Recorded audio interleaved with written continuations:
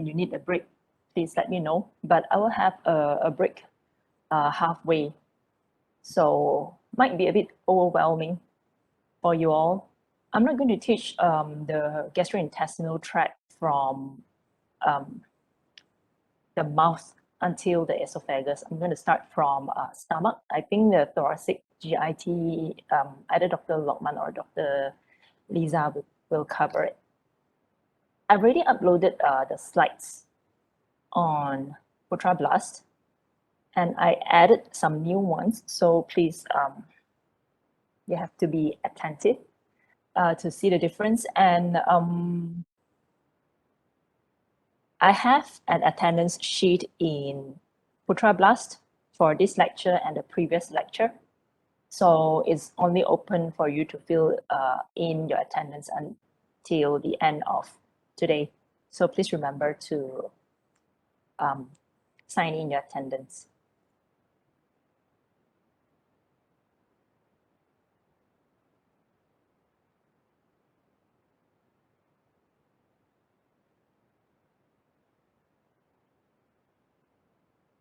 All right, let's start.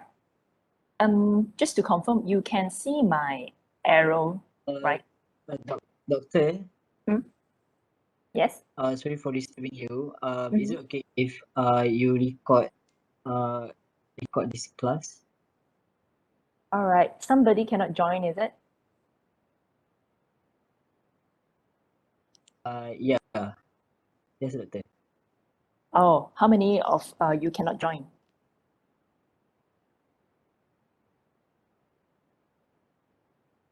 I'm not really sure, but there's some of us cannot join due to some emergency. Okay. All right. One moment, eh?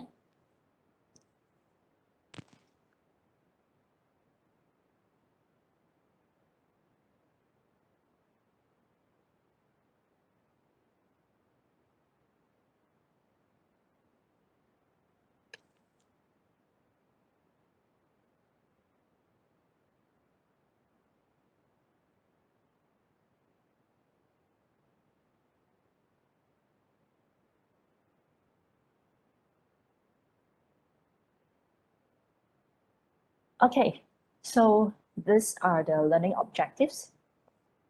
I'm not going to go through it now. Okay, let's start with the stomach. So whenever you see the word O that ends with OMI, it means to make an incision in on the organs or the structure, like gastrotomy. Gastro means stomach, omi means you cut into the stomach. Or you have enterotomy, entero, intestine. So enterotomy means you cut into the intestine.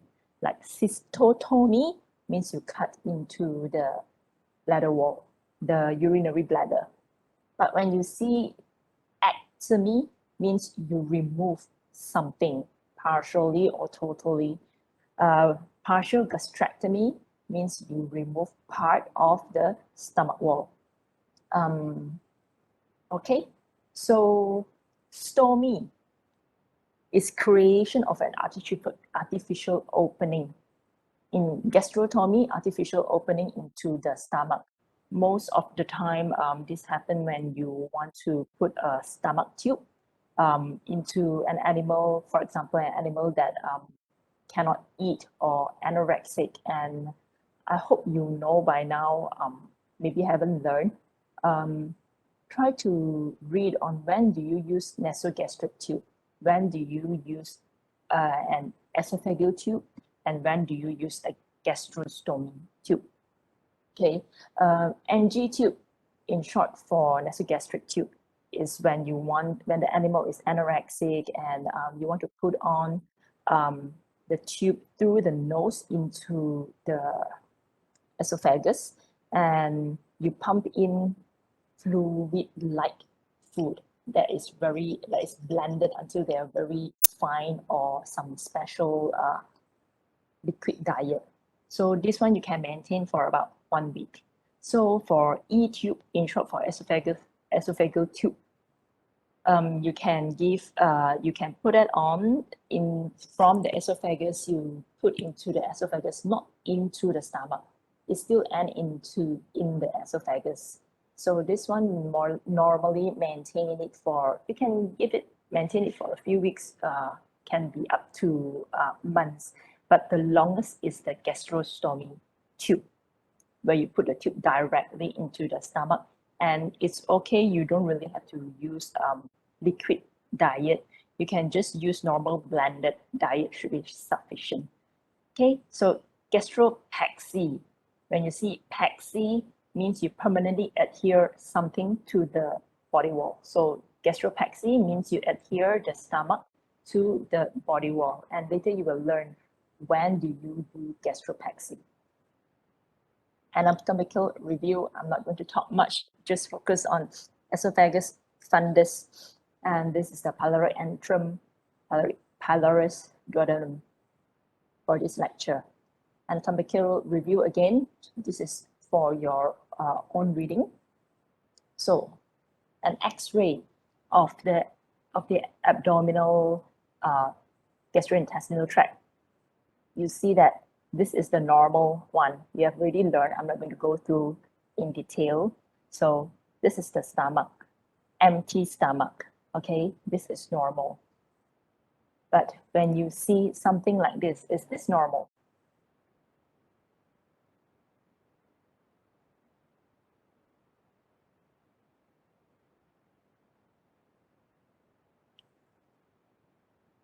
Is this normal? Yes? This is normal. It's not abnormal. It's just that the stomach is filled with food and the large intestine is filled with fecal material. And you see from this large intestine, it's normal for the large intestine to have fecal material. And I think you have already learned in your radiology that having fecal material or from here, from this part of the wall until here, what is the diameter that you will diagnose this as constipation? Okay, or megacolon. Have you heard of megacolon? No? Yes? Yeah, so you have heard of megacolon. All right. So most of the time, when do you do gastric surgery? So most commonly, you will actually do gastrotomy to remove foreign body. Okay, gastrotomy. Sometimes you do gastric surgery to correct a condition we call gastric dilatation and volvulus. Have you heard of this? In short, this is called GDV. Have you learned? Yes. You have learned on how to manage, or you have learned only the radiograph?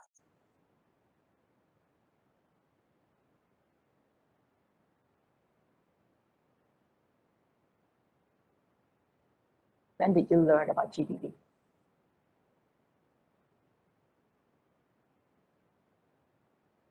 Forgotten? Somebody wanted to answer just now.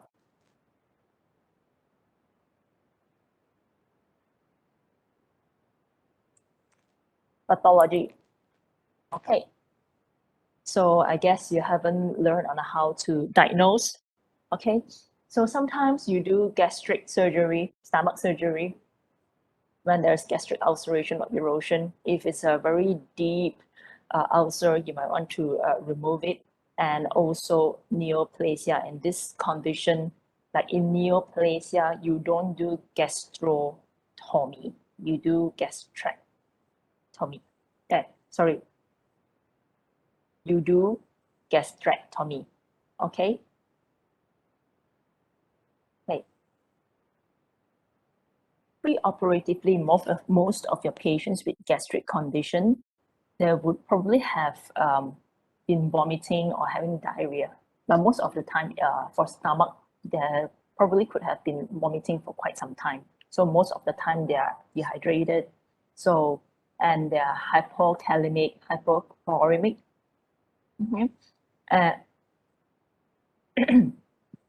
and they have acid-base imbalance.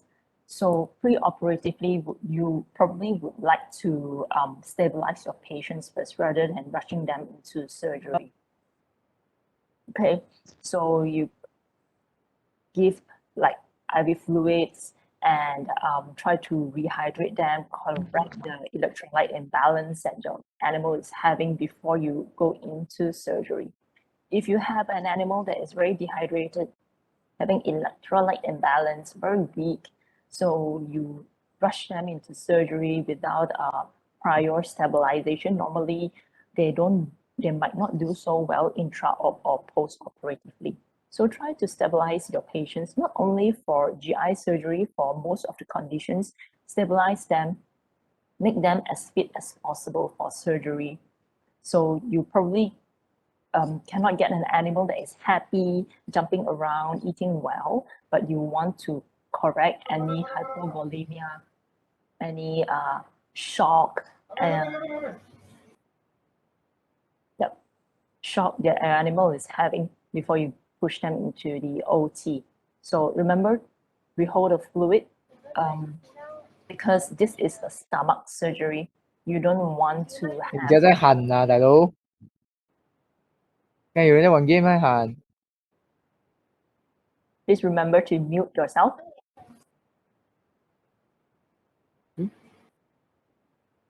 All right. So because you are doing a gastric surgery, you don't want to have a lot of content in the stomach when you do the surgery. And when you do the surgery that time, you have a lot of spillage of the gastric content that will contaminate your surgical field. Okay, approach. Same. Ventral midline ciliatomy most of the time is sufficient. Sometimes if you have a deep-chested animal, you look at the location of stomach, normally a part of it or a great portion of it is being situated inside the rib cage over here. So you might need to do a caudal median sternotomy. You cut at the sternum if you need better access. So and sometimes you might need paracostal approach. If you remember, paracostal approach is that you cut over here. Can you see my arrow? Yes, doctor. Yeah, okay. Yes, doctor. All right.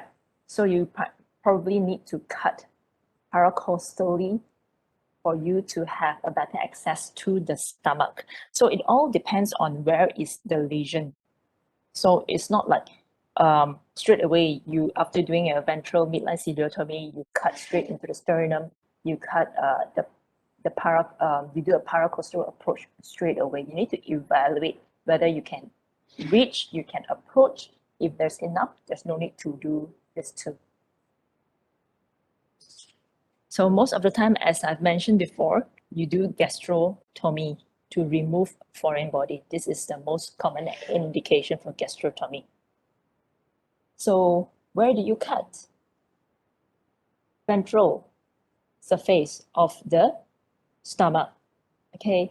And you want to avoid the blood vessels, okay? When you do the practical, you see blood vessels at the cranial and the caudal part of the stomach, and you want to avoid the pylorus because this is an area after you suture, it might cause partial obstruction because this is the area that is the smallest, and this one you have a lot of space when you do a two-layer sutures, inverting sutures, the probability of this leading to obstruction is pretty low.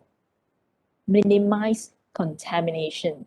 You don't want to cut open the stomach and you have all the gastric juice, all the stomach contents spill into your abdomen. Stomach is not like intestine. You cannot exteriorize it fully. Maybe you can just exteriorize it partly because there are a lot of ligaments and a lot of ligaments holding on to it. So you cannot take the stomach out of the abdominal cavity. What is the pH of stomach content or gastric juice? Do you still remember? 2. Yes, it's very acidic. So remember, you don't want your stomach content to spill out and start digesting your abdominal tissues or organs. Okay, it will lead to severe morbidity and mortality. So how do you prevent that from happening? Use stay sutures if you can see. In normal real situation, you don't use this kind of suture. This is a picture taken from the practical class. So place, this is what we call stay suture. You take a bite on these two sides, and this is the area that you expect yourself to cut. Okay, and then you use a hemostat, mosquito, most of the time, mosquito to clamp on this, and you ask your assistant to hold on to this. Okay, use laparotomy sponges, use gauzes, okay? Use gauzes, wet, warm gauzes to place around it. So if there is any spillage, it will spill onto the gauze rather into the abdominal cavity. So suction if needed, okay? This is a suction, okay? Post-op lavage. Normally you lavage with saline that is 37 to 39 degree. So after you have done your surgery, lavage this area before putting it back into the stomach, and then entirely lavage the abdominal cavity. Suction, okay, as clean as you can. I've already mentioned before how much to lavage, how many times to lavage. Okay, and do not use the dirty instruments. Dirty instruments means those that you have already used to cut here, to put into the stomach, to grab things. Please do not use them back when you close your surgical site. So this is from Fossum stay sutures. Remember, you can also place 2 more stay sutures over here and over here. So step incision, where to place your stay suture depends on where you plan to cut. So always plan ahead. So after you make a step incision, you can extend the incision using a scissors. Closure is by 2 layers. 1 layer is not enough for the stomach. Okay, so besides stay sutures to help you to grab on these 2 other sides that I've mentioned that you can use, if you have Babcock tissue forceps, you can use this to actually hold on to the wall. It's delicate, so it's okay if you use this to clamp. And if you are doing, if you are taking samples for biopsy, sometimes you might want to do a biopsy.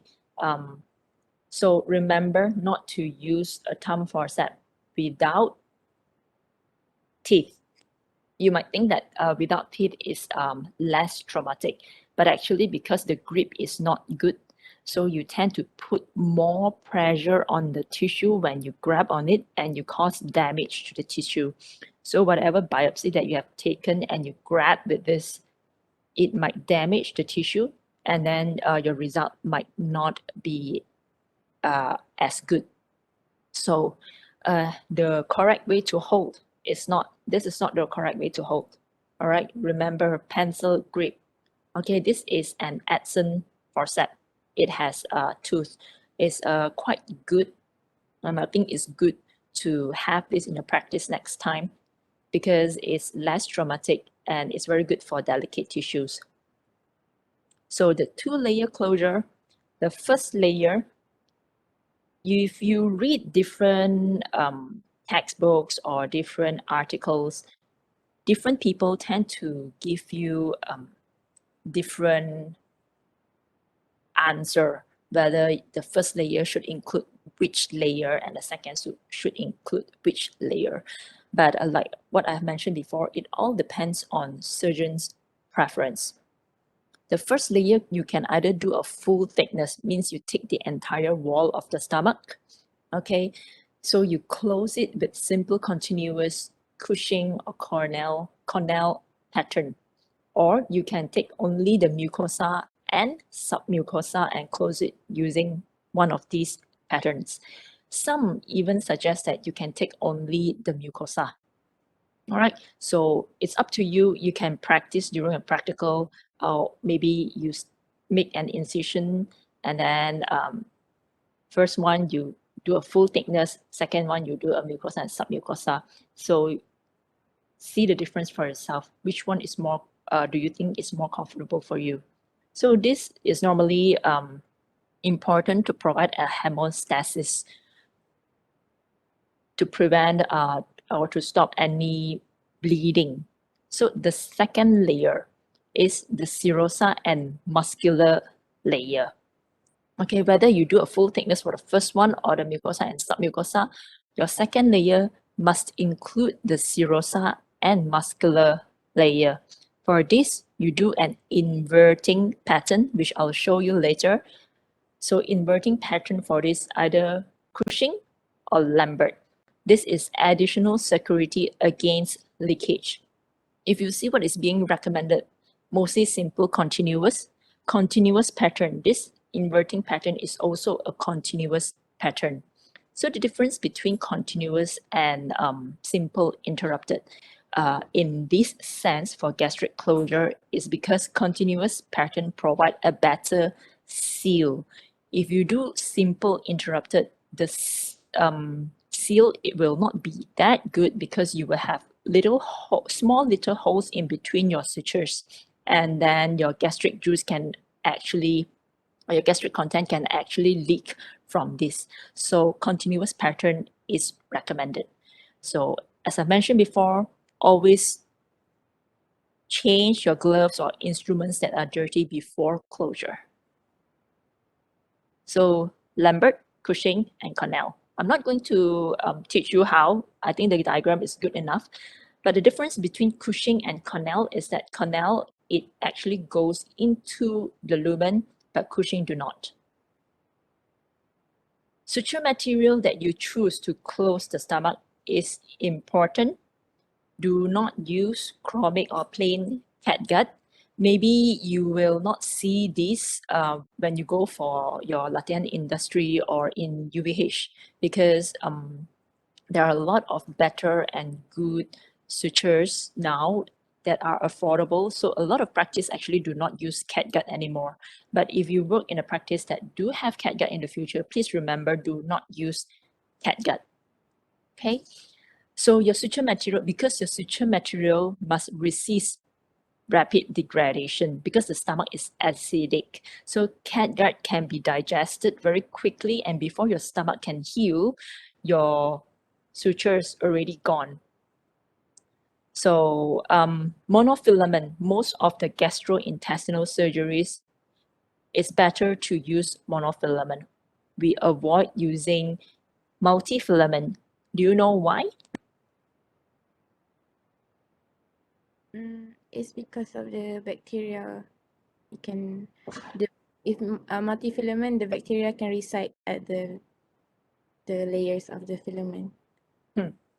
Yes, just imagine many threads being twisted together. So bacteria tends to get lodged, or there's higher chance for bacteria to actually get lodged or stay in a multifilament suture material. So most of the time, monofilament is recommended. So when you say, like when you answer your test question, sometimes you know that you have to use monofilament, but then at the end of the sentence, you write vicryl. Bear in mind, vicryl is not monofilament, it's a multifilament, all right? So you would want to use a suture that is taper point, okay, taper point.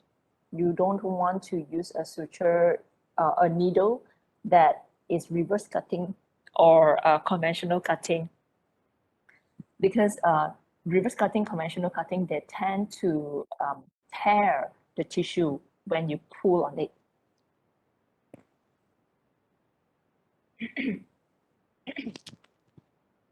So post-operative care in general, not only for gastric surgeries, for animals that are dehydrated, vomiting or diarrhea, you want to rehydrate them. Even post-operatively, you want to continue the IV fluid because they might not eat immediately after the surgery. Okay. If there's no vomiting seen, you can offer food as early as 12 hours post-operatively. Many years ago, it has been suggested to not provide food to your animal that have undergone gastrointestinal surgery for 3 days. Means 3 days you do not give food to the animal to allow the incision site to heal and to reduce the risk of leakage. But studies have shown that that is not necessary. The animal need access to food as soon as possible so that this will promote healing. It's even better. So please do not fast your animal for 3 days next time, because that is actually an old school of thought. Okay, so for young animals or animals that are very emaciated, you can offer food even earlier. As soon as they have recovered from anesthesia, you don't have to wait for 12 hours. Like I mentioned before, you want them to have strength and recover as soon as possible. Nutrition is very important. So some of the complications that might happen when you do stomach surgery is inflammation of the esophagus due to gastric reflux. Peritonitis can happen secondary to leakage if your closure was not done well or you chose the wrong sutures. And sometimes not only the surgeon, sometimes the animal probably have very poor healing. And also peritonitis can happen during the surgery if you have spillage and you didn't lavage enough. Okay, gastric outflow obstruction seldom happen unless you cut at the pylorus near the opening that connects into the duodenum. That's why it's recommended to avoid cutting at the pylorus. So gastric foreign body. These are the important considerations. Some of them that I would like to highlight is that not all animals with gastric foreign objects will vomit because stomach is pretty big. If there is obstruction, the animal might vomit, but if there is no obstruction, the animal will not vomit. So sometimes you might take an x-ray due to other reason and you find that, okay, there's a little stone in the stomach, but it's not causing obstruction to the animal. So it's like an incidental finding. Okay, linear foreign body is very common in cat and you have to remove as soon as possible. Later we'll learn, I'll show you about linear foreign body. So some gastric or most gastric foreign objects can be removed endoscopically, so you don't have to do a gastrotomy. If you have endoscope at your practice, you can actually do an endoscope to remove the foreign body so the animal don't have to go through the surgery. So if you do a surgery, remember to explore the entire intestinal tract because sometimes you might have more than one foreign body in the animal.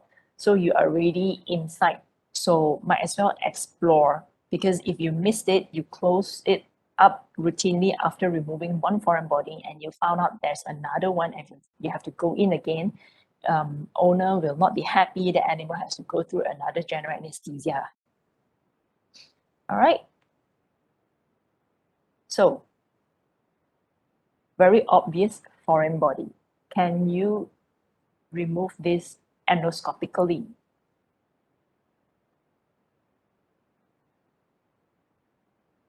No. Arindran, why no?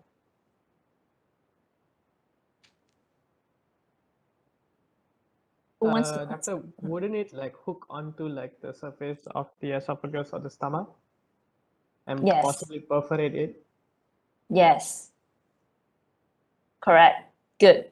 So you already know the answer. Although you can have an endoscope at your practice, always look at what foreign body the animal has. If it's just a small little rock or some toys or some cloth, then probably you can do an endoscope to remove it. But foreign body like this, you would want to avoid, and gastrotomy will be a more appropriate approach.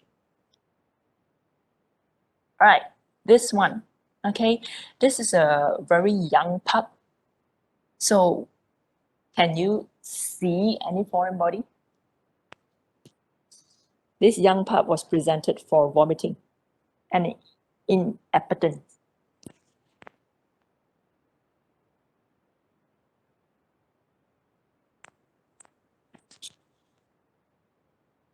Yep, somebody see bones. Bone, okay, bone. So is this a foreign body or the animal can digest?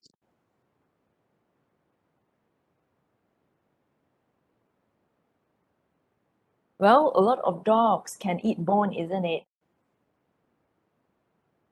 Why is this a foreign body? Yeah, too big. Too big. Animal already showing clinical signs. Okay, a very young pup, about I think 2-3 months old.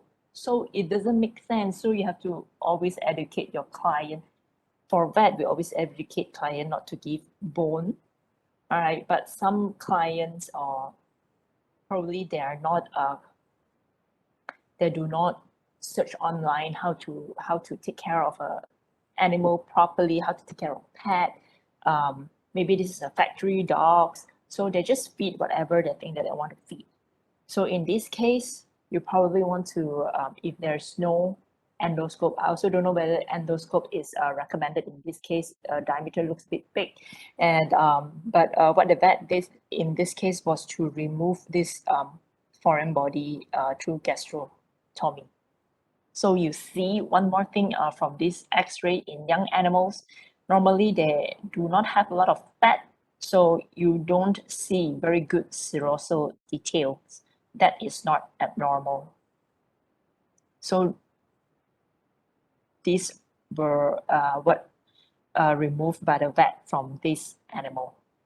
Unfortunately, the animal actually did not make it.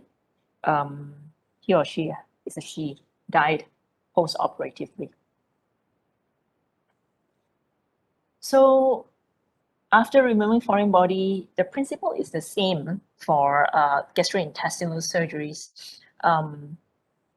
but that you need to maintain your abdomen and your surgical field as clean as possible, lavage locally or entire the abdominal cavity as clean as possible.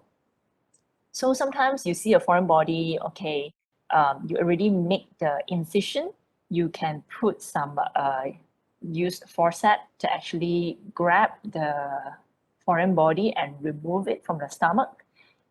Try to palpate for any other foreign body in the stomach and make sure it's really empty, there's no more foreign body before you close.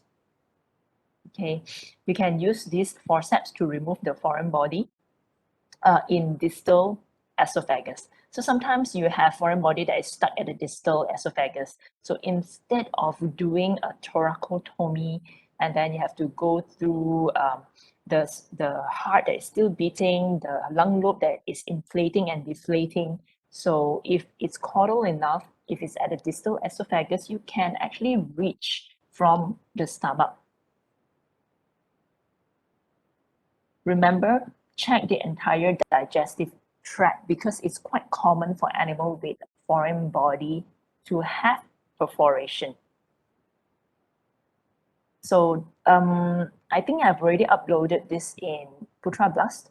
So please read on this, especially before your practical, a lot of diagrams here, and please go through the details, and based on this, you are going to do your practical class on gastrotomy and enterotomy and enterectomy. So next is a condition we call GDV, which you have learned in your pathology. So this happens when the stomach rotates, okay?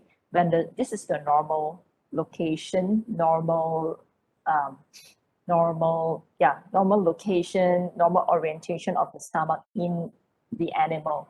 So sometimes it can get twisted up to different degree from 90 to 180 to 170 or 360 degree. Your pylorus actually being moved dorsally, and from the right side it moves to the left side. So you have your stomach over here. So your from esophagus, whatever that is passing through the esophagus cannot go into the stomach. Whatever that is in the stomach cannot pass through the pylorus into the duodenum. So it's blocked here and it's blocked here. And during this procedure, your stomach tissue is dying and is producing a lot of fluid. Whatever gas that is inside will keep on producing more gas, so it becomes very dilated. So even with treatment, the mortality rate can be pretty high, 20 to 45% in treated animals. So most of the time, this is an emergency case. In UVH, we don't have a lot of cases. We don't see a lot of cases because I think most of the time, because we have appointment system now, and then this is an emergency, the owner cannot be waiting to go through the appointment system to bring to UVH. And I don't know why a lot of time it happens at night, and we are not open at night. We don't have a 24-hour emergency outpatient unit. So we don't have a lot of cases and not much experience in terms of our VO, even lecturers here, in treating GDV. So like mentioned before, okay, the esophagus becomes occluded if it's rotated more than 180 degrees. So remember, the spleen is attached to the stomach. So when this gets rotated, the spleen's orientation or location gets affected as well. So sometimes the spleen will get tossed and it probably will get necrotized as well. So predisposing factors. So GDV, okay, is pretty common. I think you will see in the practice at least once in your lifetime. So you have to know how to act quickly. So your knowledge on GDV, please try to remember as good as possible. You cannot have any emergency in front of you, then you say, tunggu sekejap, I want to go and check book. What should I do now? All right. So if you have a patient coming to you in the middle of the night, okay, and the owner complain, some of clinical signs include that distended abdomen, the animal is retching or trying to vomit, but nothing comes out, very painful, okay, and you see that your patient, large, giant breed, or deep-chested animals, okay, so when you see signs like this and an animal like this, your first differential that comes into your mind should be GDV, top in the list. And sometimes it happens in medium breed dogs as well. So when you see that, oh, this is a medium breed, I don't think this is GDV, okay? It can happen as well. And you ask more history, like maybe the parents of this dog had GDV before, okay? And the owner that feed large meal daily and elevated feeding. I don't know, now people tend to pamper their animals so much. They'll give elevated feeding to ease them in eating. But you see large breed dogs, sometimes or most of the time when they eat very fast and they are always hungry. So when they eat like that, and on top of that, you feed them elevated feeding, the chances of them actually ingesting more air is higher. So try to educate your client next time not to provide elevated feeding for their animal. All right. or after eating a large meal and then the dog go for exercise, go for a walk, go for a run in the park. Okay, this will predispose them to have GDV. And normally it happens in older, middle or older age animal. And animals that had undergone splenectomy, remember ectomy, okay, spleen means animal that have the spleen removed tend to have a higher chance of developing GDV. So clinical signs, like I mentioned before, vomiting, retching, but unproductive, restless, pacing, in pain. Some probably have hypersalivation, abdominal distension with tympany. So the clinical signs actually varies depending on how bad is the GDV, how much is being twisted, and you will see a spectrum of clinical signs. Some animals, they might still be alert, just a bit of discomfort, still wagging their tail, right? But some can be really bad. So it depends on whether the animal is still compensating or it's no longer compensating, means it's going downhill. So if they're still compensating, you will see like weak pulses, tachycardia, injected mucous membrane. But if they are not compensating anymore, they become pale, heart rate drops, hypothermia, depressed, and even death. The pathophysiology, many pathophysiology involved. I cannot go through in detail. I think maybe, I'm not sure if you have learned in pathology or not. So the effects, some of the effects on the circulatory system, because the stomach is being twisted, okay? So there's poor venous return. You have cardiogenic shock, you have portal hypertension, okay, pooling of blood, okay? And then you have poor perfusion to a lot of major organs. So although it only involves the stomach and the spleen, it can actually cause a lot of damage throughout the body. That's why the mortality rate can be pretty high, even if you do whatever you can to stabilize, to go through surgery. So it can also cause myocardial ischemia because of the poor perfusion, not enough oxygen, and they can have ventricular arrhythmia, causing reduced cardiac output.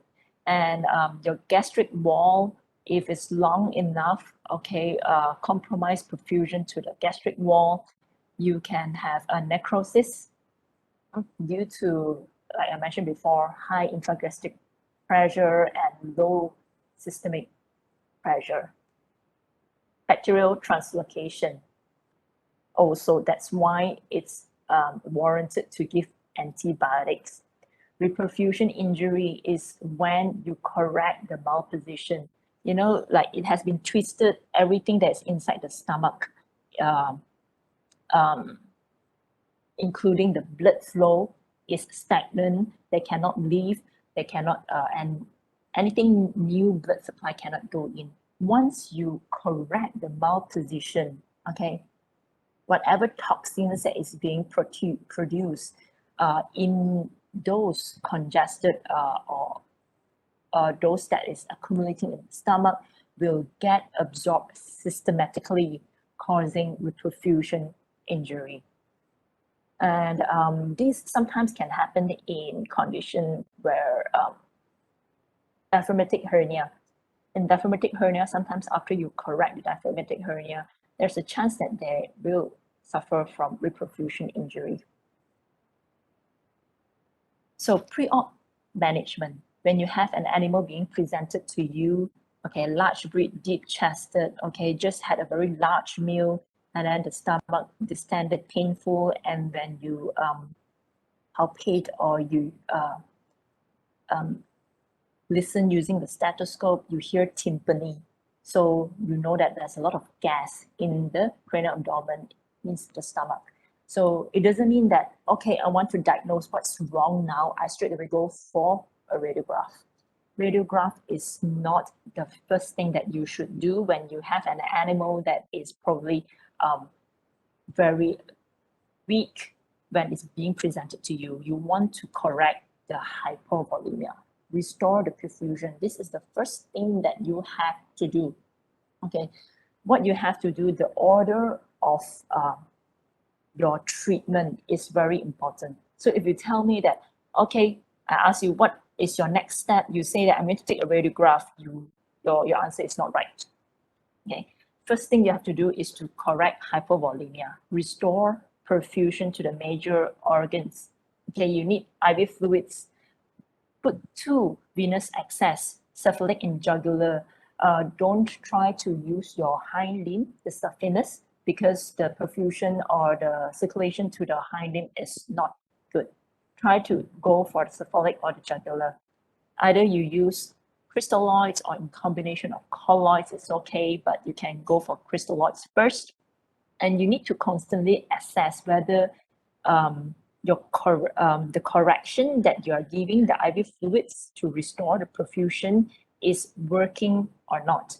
Check the heart rate, check the BP, mucous membrane color, the CRT, whether the mentation of the animal gets better, the pulse quality gets better. And if you can check for lactate, that will be good.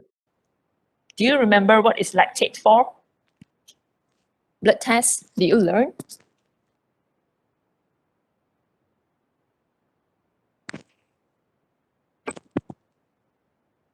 Forgot.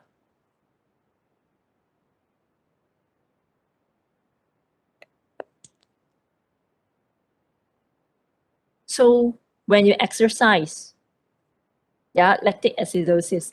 Okay, when you have poor perfusion, okay, you tend to have more lactic production. Am I right? Just like when you exercise, your muscle is not having enough oxygen, then you have lactic production, then you have cramp and things like that. Okay, so this will tell you how well is the perfusion.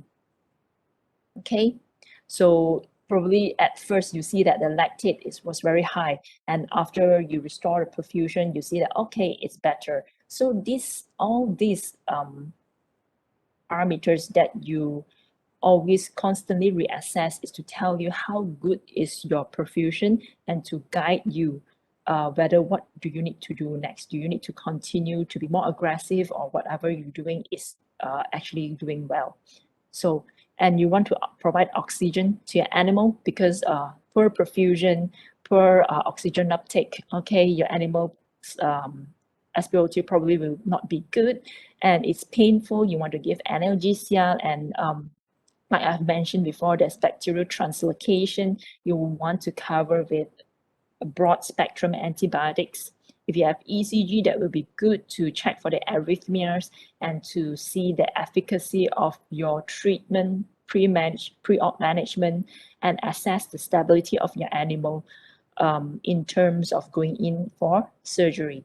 And arrhythmia, if arrhythmia persists, antiarrhythmics if needed.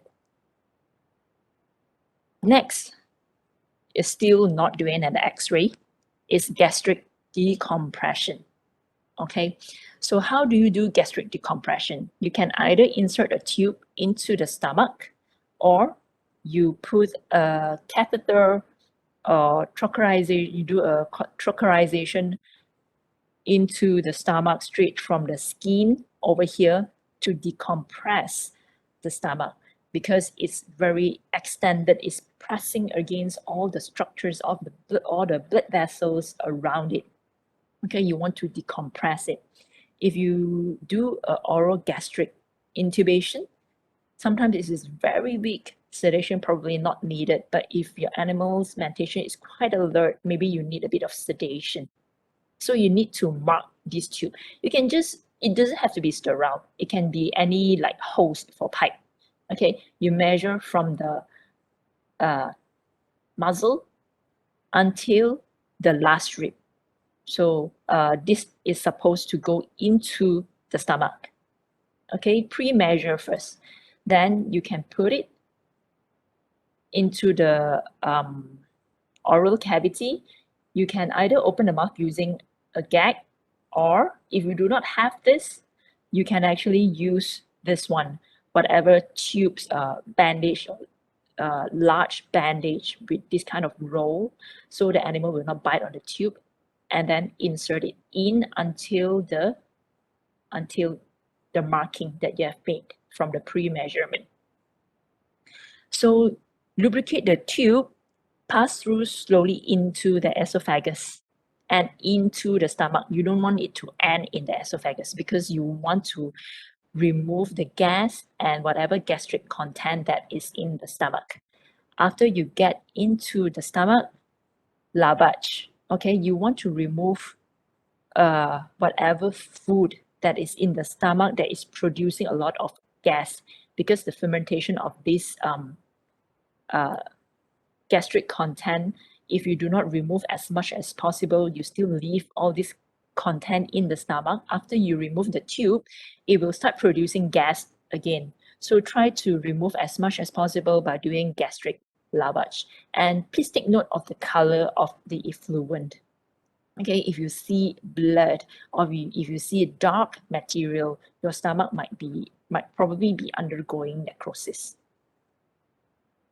So another way, instead of using the tube, is gastric decompression using percutaneous placement over the needle catheter or trocar into the stomach.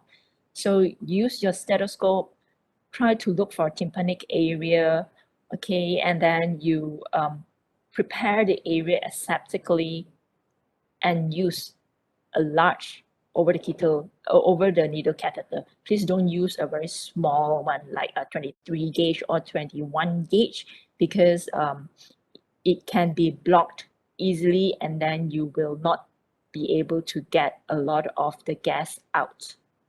Okay, remove gas as much as possible. This method probably will not help you to remove the gastric content, only to remove gas, and only temporary.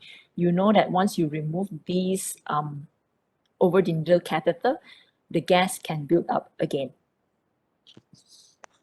Then next, you can do an X-ray, because sometimes it might not be a GDV, it can be just a gastric dilatation without valvulus. So do an X-ray, so you will see that this is the pylorus and this is the fundus. The pylorus is supposed to be sitting here, has already migrated or moved dorsally and cranially. You will see a reverse C, or people call it double bubble. Some even call it a Popeye sign. Okay, remember to only do this after you have done the first two steps. Differential diagnosis, simple gastric dilatation. Common in young animals that overeat.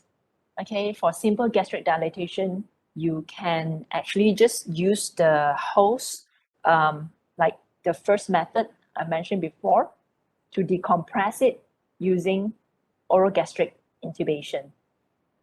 And that should be enough. Okay, you don't have to go in for surgery because there's no valvulus. You don't have to reposition the stomach. Okay, other differentials include small intestinal valvulus and diaphragmatic hernia. So surgery. So after you have done the X-ray, after you have decompressed, after you have stabilized the animal, and then with serial monitoring, finally the animal has been stabilized a little bit, you go in for surgery. The goals of surgery is that you want to correct the malpositioning, not only of the stomach, but also the spleen. You want to remove any dead tissues, like what I mentioned before, for the hernia, any dead tissues has to be removed. Please don't leave it in the abdominal cavity. And most importantly, prevent recurrence. So how do you do the surgery? Approach ventral midline as usual. Okay, sometimes the stomach probably will get distended again. Then you have to decompress the stomach in order to help you to reposition the malpositioning. Okay, you can decompress the stomach either asking someone to insert a tube into the oral cavity and into the stomach again, or intra-op, you just use a catheter and poke it into the stomach to reduce gas. So you want to rotate it counterclockwise back to its normal position so the pylorus will be on the right side again. Remember to always assess viability. Okay, I've stressed many times already, assess viability of stomach and spleen. If the spleen is not healthy entirely, like this one, you might want to remove the entire spleen. Okay, if partially, you do a partial splenectomy. And this one, the stomach has already undergone necrosis. Like you can feel the thickness, see that if there's any gastric mortality, whether the color has changed to become black or green or gray, then you need to do a partial gastrectomy. And how do you prevent recurrence?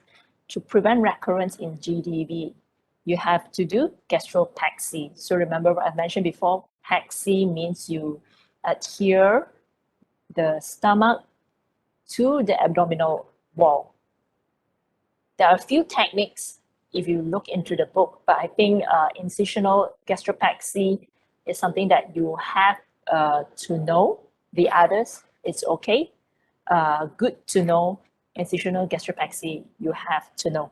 And it's the most simple one. Without gastropexy, recurrence is pretty high, can be up to 40, I think can be up to 70% of recurrence if you do not do a gastropexy. So remember, you have to do a gastropexy. Incisional gastropexy, okay, you want to suture the pylorus of the stomach. The pylorus, not the fundus. The pylorus of the stomach to the abdominal wall at this site, at the ribs, at the 12th and the 11th. You don't suture it right into the ribs. This is the location, okay? So how do you do it? I've already uploaded in Putra Blast as well. So you cut the first of all, you cut the transverse muscle. Okay, this is the location, but you don't cut the rib, you cut the muscle, transverse abdominis muscle, and then you make an incision at the pylorus. Okay, pylorus, not fundus. So then you suture the wall of the pylorus. But when you cut the pylorus, please don't go through into the stomach. Okay, leave the mucosa intact. It's only a partial thickness incision. So you then suture using simple continuous pattern to the incision that you have made at the abdominal wall. All right. And simple continuous pattern both here to the transverse abdominis and also this to this side of the transverse abdominis. So this is the end result. Belt loop gastropexy, I'm not going to stress much on this. This is just another method and probably maybe more secure of gastropexy. So please watch this YouTube on how to do a gastropexy and read on this. Post-operatively, similar, continue what you have been doing to manage your patient pre-operatively. IV fluids, gastroprotectant like ranitidine or cimetidine. Okay, analgesia to continue, antibiotics continue, antiemetics if necessary, if your animal vomits post-operatively, and blood analysis, you can check on the lactate again, and also serum biochemistry if there's any injury to the kidney, whether it's reversible or not reversible, and if your animal blood clotting factor is good or is it going to undergo DIC. Okay, so if your animal is having DIC, probably you want to give some frozen plasma or blood products. Okay, prevent recurrence besides as a surgeon, you do a gastropaxy. Client education is important to prevent recurrence. Refer to the predisposing factors that I have mentioned earlier. All right, okay, still can continue or you want a break?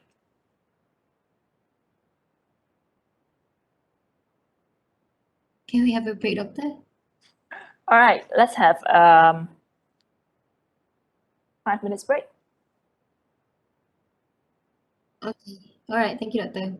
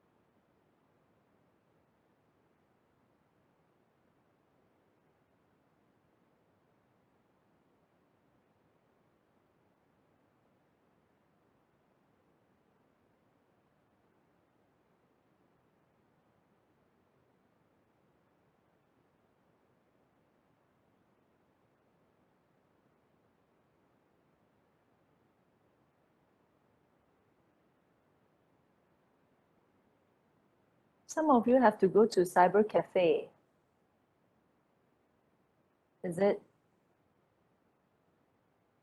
you don't have internet at home?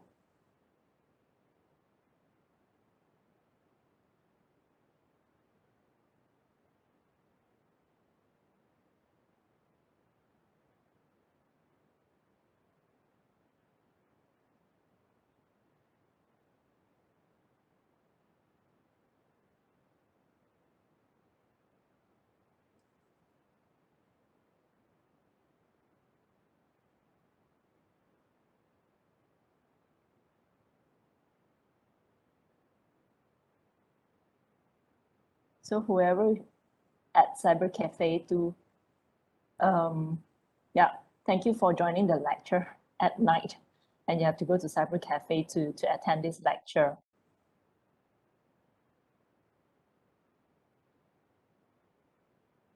Okay, and hopefully after this lecture, it's not an excuse for you to main game kat cyber cafe lah.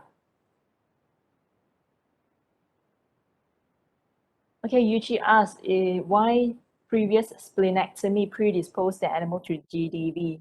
If you look at the anatomy of the spleen and the stomach, actually the spleen have a gastrosplenic ligament of that attaches the head of the spleen to the fundus of the stomach. So that tends to put the fundus of the stomach or make the fundus of the stomach stay in place at the left side of the abdominal cavity. So without the spleen that helps to position the stomach at that location, so the fundus will be a bit loose to move around a little bit. So I think that can predispose the animal to GDV because it becomes more mobile to move around in the abdominal cavity. And on top of that, remember that it doesn't cause by one factor alone. If the animal do not have a very big, large meal or exercise after eating a very large meal or have elevated feeding, so it doesn't cause the animal to have GDV. So it doesn't mean that animal that has undergone splenectomy will have GDV, all right? Okay. Who knows what is this?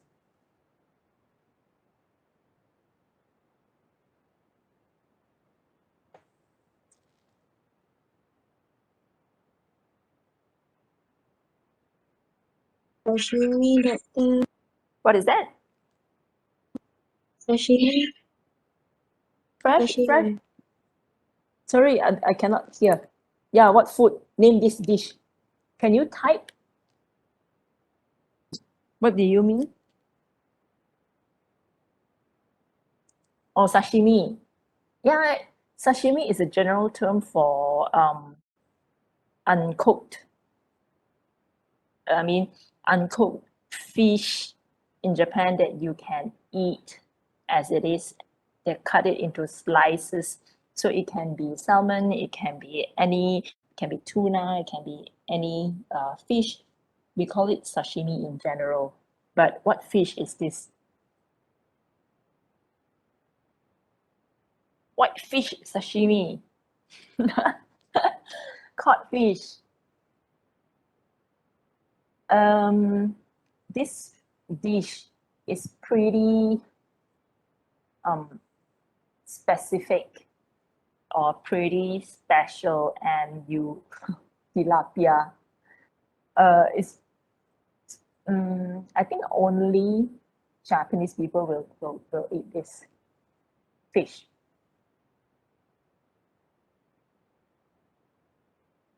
Yeah. Somebody got it right. It's puffer fish. Puffer fish. Somebody said butterfish. Right? So this is puffer fish. It's a very expensive delicacy in Japan. But yet at the same time, it can be quite deadly if it's prepared by a chef who is inexperienced. Pufferfish, or in Japan they call it hugu. So it has this neurotoxin in their liver, skin, and reproductive tracts. And in order for a chef to be able to prepare this dish, they actually have to go through training and get, I think they have to get a license or certificate saying that they are trained and they can prepare this dish. So of course, the worst case scenario, if you add this neurotoxin in a good enough volume amount, it can cause death. All right, so next, surgery of the small intestine. We still actually have a lot to go, but I'm going to go quick because I have already explained to you the general consideration of gastrointestinal surgery. I'm not going to go through whatever that I've mentioned earlier, like all this OMI and ectomy. Okay, anastomosis, surgical joining of hollow or tubular organs to another. Okay, this happens mostly in the intestine, where you remove part of the intestine and join them back together. Okay, these are you're going to read on your own.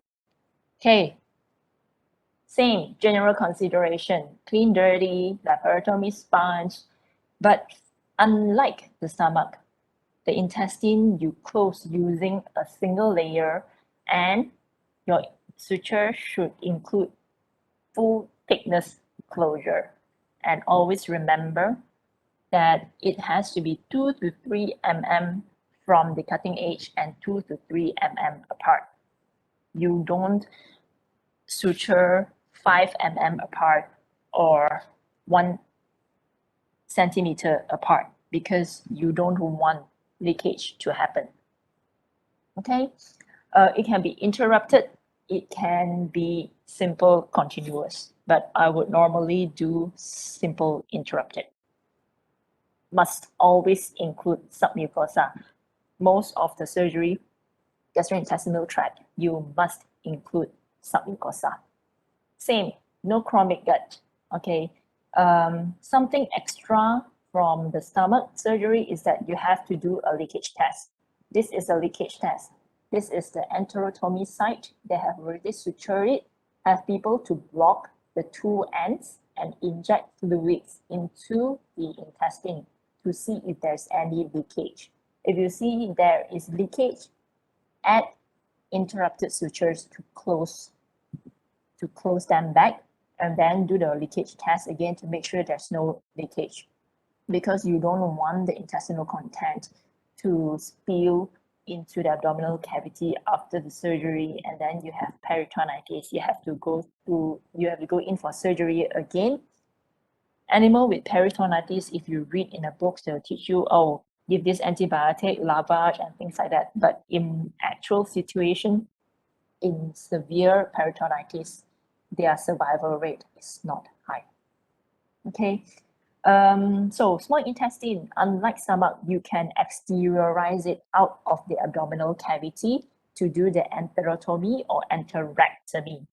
But because when you do the surgery that time, this area, I am very sure there will be fecal material sitting on it when you do the surgery. It's unavoidable.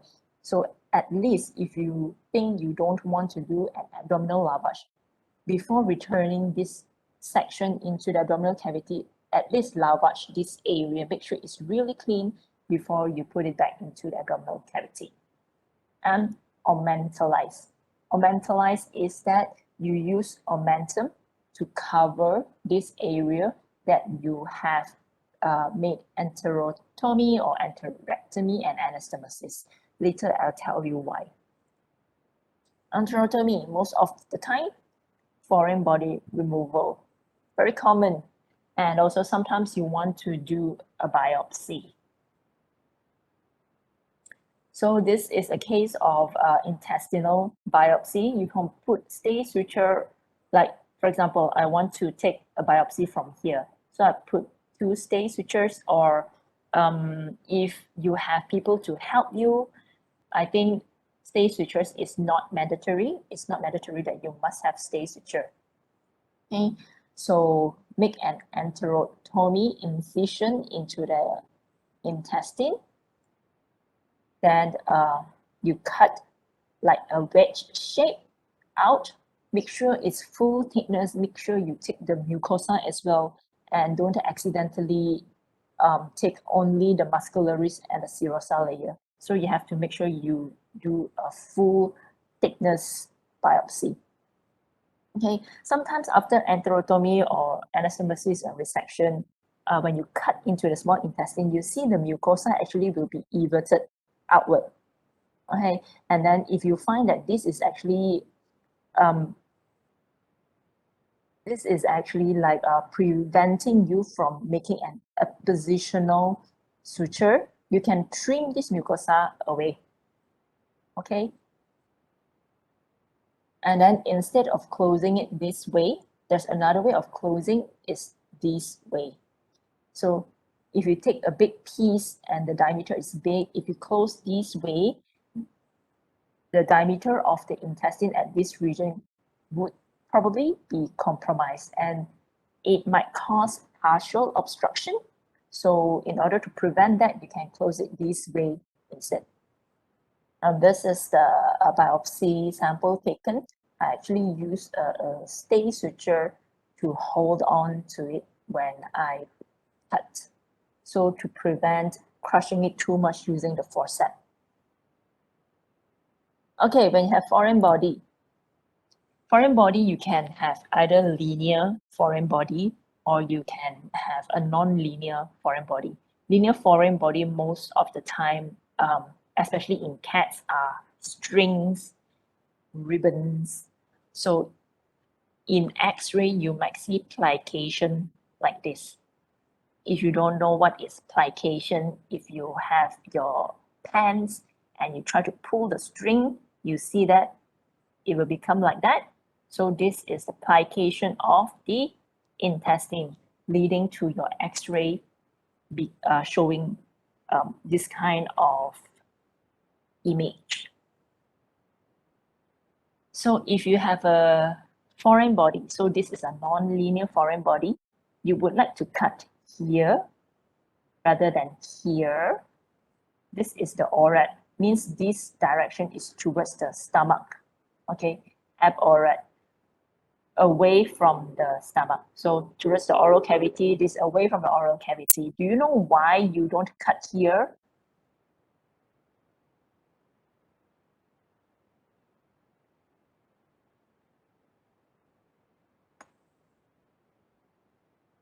Why?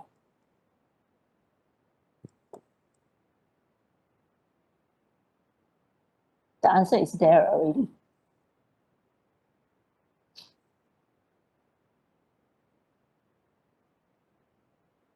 Food that has accumulated there, yes, that can be one of the reasons. When you have a foreign body here blocking, okay, and then this area of the intestine, do you think it will be healthy? It's probably become very distended, very congested. Okay, so if you cut over here, I think you will be pretty worried whether your incision will heal or not after that. So you want to cut on healthy tissue distal to the foreign body. You want it to be healthy, so you cut distal to it. Okay, make sure it's long enough, your incision is big enough to remove this foreign body. You don't want to try to milk it out through a very small incision, and then you cause your intestine to, you cause the incision, the hole there, to tear. Okay, make sure it's long enough to milk or extract the foreign body out. So if you say that, okay, the foreign body, I think most likely will happen or get lodged in the small intestine. The colon is much bigger. it's not likely for it to have a foreign body obstruction over there. Okay, because you think in a very rational way. So this picture is to show you a dog who has been vomiting for at least 2 weeks, have this foreign material, have this obstruction, which is not cancer, in the colon. So foreign body can happen, obstruction can happen in the colon as well. Unfortunately, that dog actually did not survive post-operatively as well. I think the dog has been deteriorating for a very long time. It has been at least 3 to 4 weeks that the dog has been vomiting and not doing so well, and it went to somewhere else, and then owner did not follow up on that. So yeah, when you have a very weak animal, normally the prognosis is not that good, although it's just a foreign body obstruction, where after removing the obstruction, you think that the animal should do very well, should recover very well, but they don't. It also depends on how long they have been suffering from that disease and the state of the animal when they're presented to you. If you have linear foreign body, this is in a cat with a linear foreign body. You look at the plication of the intestines by linear foreign body. Sometimes by cutting, for example, if you want to cut over this region and you want to remove the string, but the string is actually pretty long, you cannot pull the string like you cut here. You cannot pull the string entirely to release from the intestine. So sometimes you pull up to one point, you cannot pull anymore, you need to cut the string, and then you close this, and then you move on to next area that you think the string is still there, you do another enterotomy and to remove the string. You don't forcefully pull the string, because if you forcefully pull the string, you will damage the mucosa, and you can actually cause the intestine that is really not healthy to have perforation. And it's not uncommon for animal with foreign body in the intestine to have perforation. So always remember to look for any perforation. Check the entire intestine for any perforation. If there is perforation, instead of enterotomy, you have to do intestinal resection and anastomosis. Okay, closure, I've already explained single layer. Try to grab more of the serosa and like a V shape to make it appositional. You don't want the mucosa to be everting outward like that. Okay. Resection and anastomosis. Okay, you do this surgery when there is necrosis, there is perforation, and like strangulation, valvulus. Okay, if there's hernia, then it becomes strangulated. You have to do intestinal resection anastomosis before putting that into the abdomen and closing the hernia ring. If there's neoplasia, okay, if you have intersusception, you know what is intersusception already, right? I think you have already learned in pathology.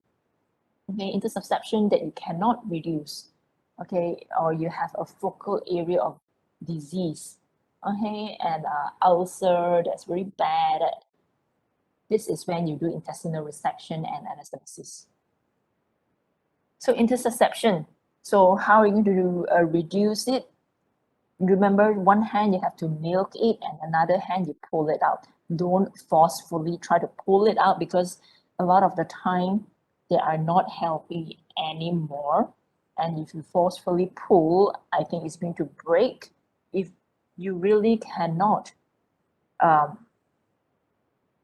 pull the intersusceptum out of the intersuscipium, I think it's time for you to do resection and anastomosis.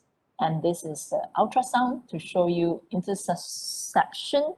Once you see this, an intestine inside another intestine, you know it's intersusception already.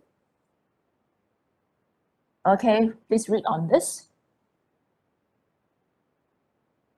Again, similar. See whether your intestine is viable or not.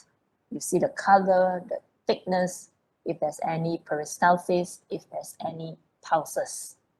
Right, this is a normal one. This is very obvious, it's abnormal. You are not going to put this back into the abdominal cavity. So please, you have to do resection and anastomosis. So whenever you do intestinal surgery, you know the intestine will have a lot of content. So for stomach, it's different because you cannot block the two ends and you cannot exteriorize it. But for intestine, you can. You either use a doyen, D-O-Y-E-N, to clamp, okay, at the area that you want to remove, or you have your assistant to use the finger to clamp this area. First of all, you have to milk whatever intestinal content out of this region. Okay, then you ask your assistant to clamp here before you do enterotomy or resection and anastomosis. So you have to plan your transaction based on these blood vessels. You do not ligate this blood vessel and ligate this blood vessel, but you only cut over here. Okay, once you ligate this blood vessel, you see how it supplies. It actually supplies to here. You have to at least cut until here, not here. You are going to cause this part of the intestine to undergo necrosis if you were to ligate these two vessels and you cut such a small portion. So always plan ahead. Okay, sometimes if you cut over here and cut over here, the diameter is similar, you can suture them back together. But if this diameter is very small, if you cut 90 degree and this diameter is big, it's impossible for you, it's pretty hard for you to suture these two together. You can do it at an angle. So the diameter here is a bit bigger. So you have to estimate. But take note of the direction. Why? Why do you have to cut this way and not this way?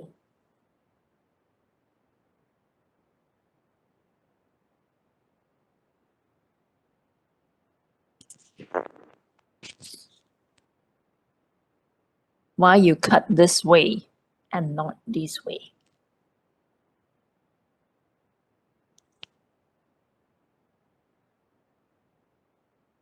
Easier to suture back? If you cut this way, any blood supply to this region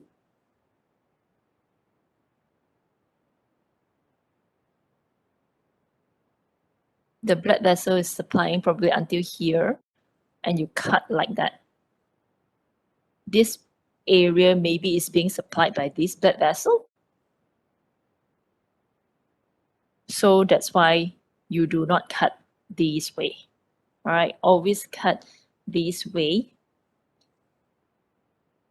Okay, you understand, huh? Omentalization. So after your surgery, whether it's enterotomy or resection or anastomosis, you make use of the omentum. Either you can just cover it with the omentum and put it back into the abdominal cavity, or you can suture the omentum to the surgical site, near the surgical site, to make sure that the omentum stays there. Full thickness of the omentum, partial thickness of the intestine, with 1 or 2 sutures. This is because the omentum helps seal the wound. If there is leakage and you seal it, and instead of a generalized peritonitis, you probably have only a focal area of peritonitis. So it can seal off the infection at this region only. Okay, it contributes to the blood supply, to promote healing. So it absorbs fluid and reduces infection. Serosal patch, I've not done before, and there's no indication so far for me to do it. But if I've done enterotomy or anastomosis, and no matter how many sutures I put, it's still leaking, then maybe I would consider doing a serosal patch. You suture the serosa of one part of the intestine to another part of the intestine, okay, to cover this defect. Okay, so the indication for support, fibrin seal, better resistance to leakage, okay, and prevent intussusception. So you use it when there's likelihood of leakage is high, okay. So healing, very dependent on blood supply, good mucosal apposition. Okay, remember, please, if you have too much of mucosa that is being everted, please trim them off. Minimal trauma, this is soft tissue surgery. Even if this is bone surgery, that doesn't mean that you can be rough. Please be gentle. Adjacent serosal surface augmentin facilitate healing, just like the serosal patch and augmentalization. What happens when you have excessive handling, you have foreign material in the abdominal cavity, or you leave out the intestine outside the abdomen to dry out? What do you think will happen?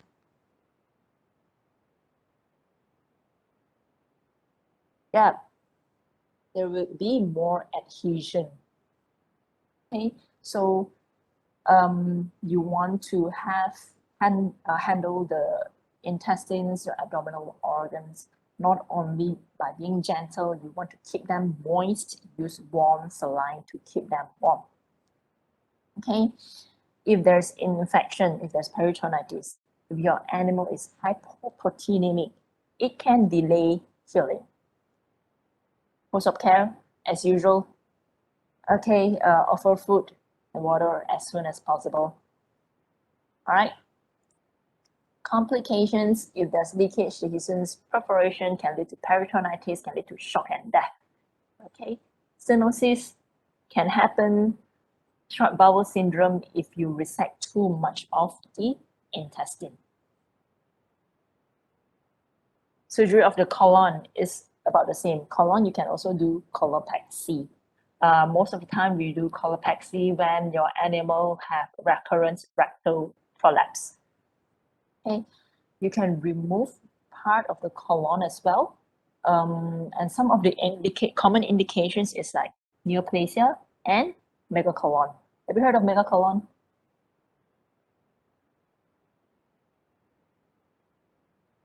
Okay, good. So I don't have to explain much about megacolon. Colostomy seldom done in veterinary medicine or in dogs and cats in Malaysia. I think overseas also not that common. In humans, you have this, you see sometimes people have this colostomy bag where they probably have cancer over here, or there's some injury in the intestine. So they can place it here, they can place it here. So, but this is seldom done in veterinary medicine.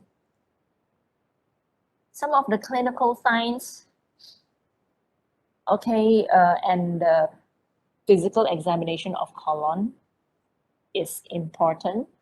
By palpation of pets, especially, and small animals, you can easily palpate the colon, okay, to see whether they are constipated, there's any fecal material in the colon or not. If you have cats at home, you can practice. You feel a tubular structure and there's feces inside. And practice is important for you to differentiate whether the animal is constipated or not.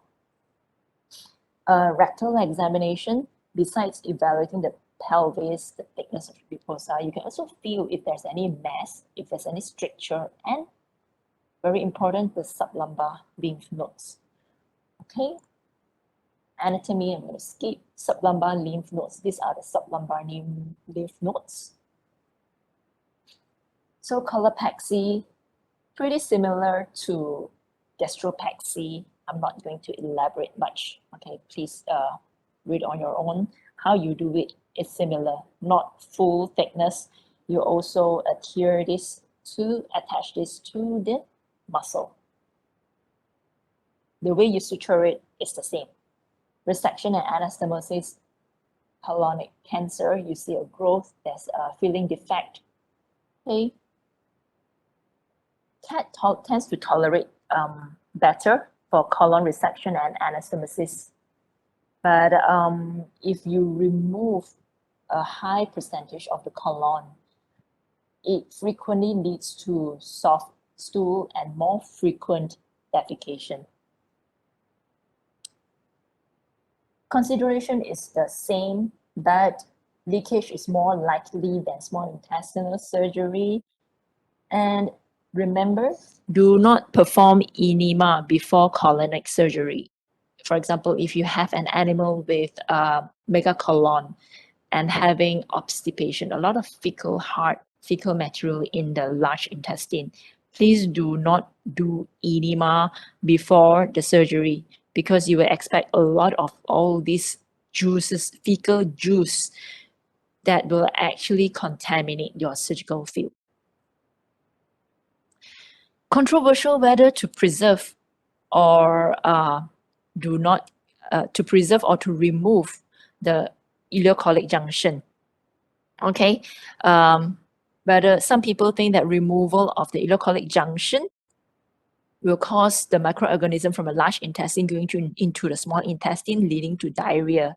But if you preserve, for example, the animal is having megacolon and the colon is already like ileus, it doesn't have much of the peristalsis anymore. But if you leave part of the colon there, maybe it will lead to recurrence of constipation. So it's controversial. Two-layer closure can be done in the colon, not like small intestine. It's not recommended to do two-layer closure in small intestine, but you can do in large intestine if if there is tension at the chance of, I think this sentence means if there is a chance of leakage or if there's leakage at that area, okay, you can do a two-layer closure. Megacolon, since you have already learned about it, I'm not going to go in detail.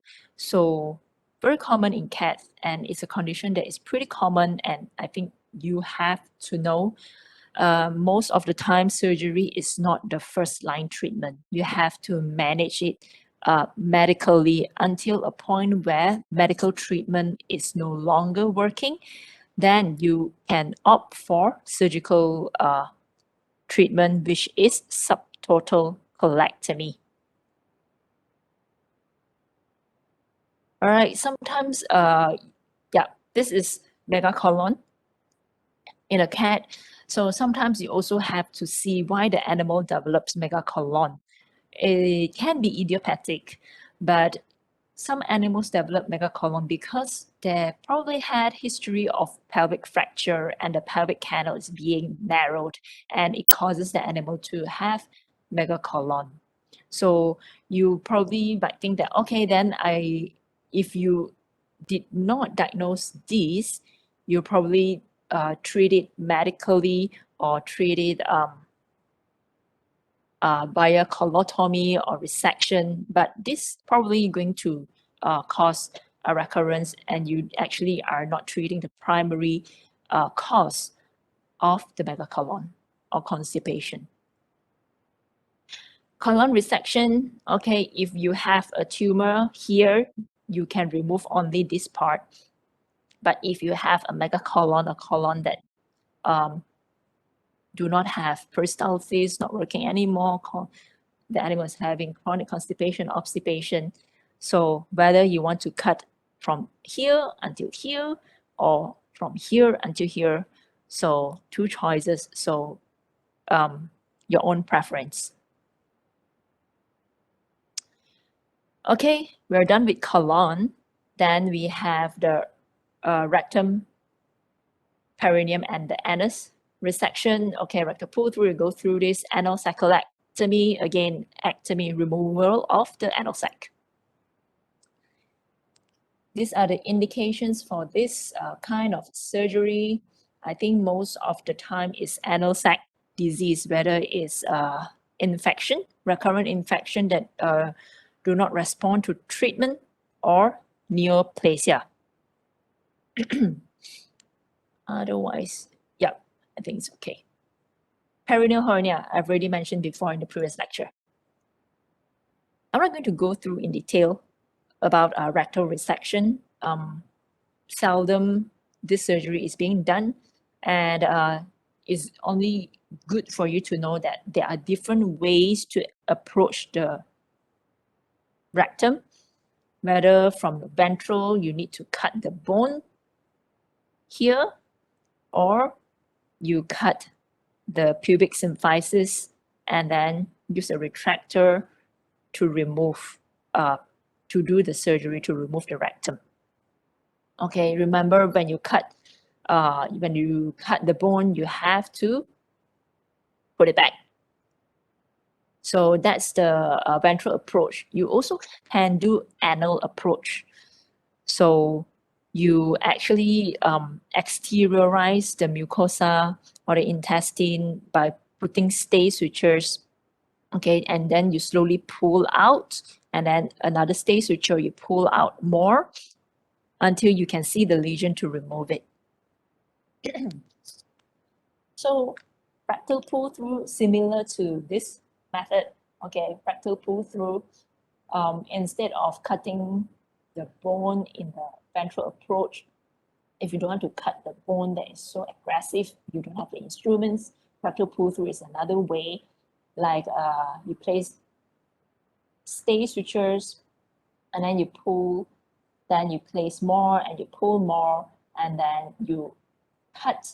You can actually cut the rectum and then suture them back together for rectal resection and anastomosis. This one you have to know. It's very common, especially in kitten, rectal prolapse. So most of the time this happens because of tenesmus, diarrhea, and they do not just happen without any reason. Most kittens, they probably have a severe diarrhea, whether it's due to dietary indiscretion or is it due to viral or is bacterial, and parasite. So you don't just do surgery, do surgery to push it back and do a purse string. You have to treat